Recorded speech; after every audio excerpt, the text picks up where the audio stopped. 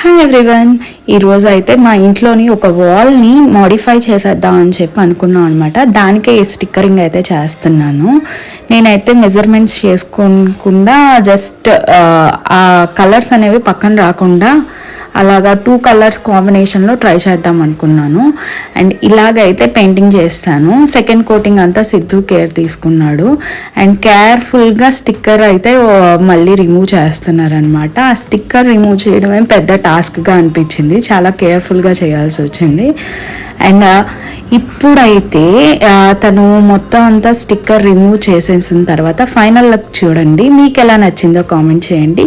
ఇలాంటి వీడియోస్ మీకు నచ్చితే ఇంకా మా ఛానల్ సబ్స్క్రైబ్ చేయండి. Thanks for watching. Bye bye.